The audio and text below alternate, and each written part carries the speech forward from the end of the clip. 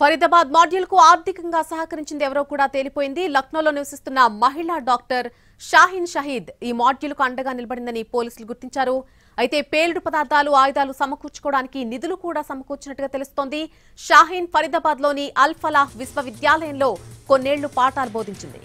జైషే మహమ్మద్ సంస్థతో షాహీన్ కు సంబంధాలున్నాయి. జైషే మహమ్మద్ ఉగ్ర సంస్థ మహిళా విభాగం జమాతుల్ మోమినాత్ కమాండర్ గా బాధ్యతలు చూస్తోంది. అల్ ఫలాహ్ యూనివర్సిటీలోనే టెర్రరిస్ట్ డాక్టర్లంతా కూడా ఏకమై ఉగ్రదాడులకు ప్లాన్ చేశారు. షాహీన్ షహీద్ కార్లో AK-47 రైఫిల్ను అలాగే కొన్ని పేలుడు పదార్థాలను కూడా స్వాధీనం చేసుకున్నారు పోలీసులు.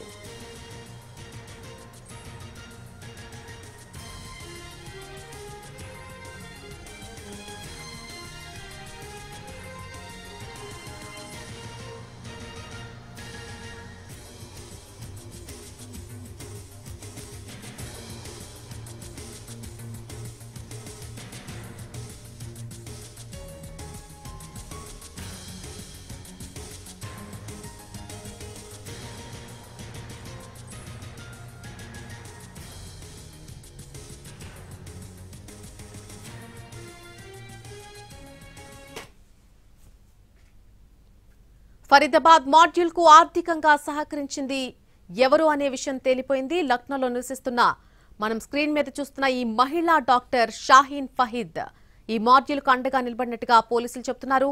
అలాగే పేలుడు పదార్థాలు, ఆయుధాలు సమకూర్చుకోవడానికి నిధులు కూడా సమకూర్చింది డాక్టర్ షాహీన్. ఫరీదాబాద్ లోని అల్ ఫలాహ్ విశ్వవిద్యాలయంలో కొన్నేళ్లు పాఠాలు బోధించింది. జైషే మహమ్మద్ సంస్థతో షాహీన్ కు సంబంధాలున్నాయి. జైషే మహమ్మద్ ఉగ్ర సంస్థ మహిళా విభాగం జమాతుల్ మోమినాత్ కమాండర్ గా బాధ్యతలు చూస్తోంది.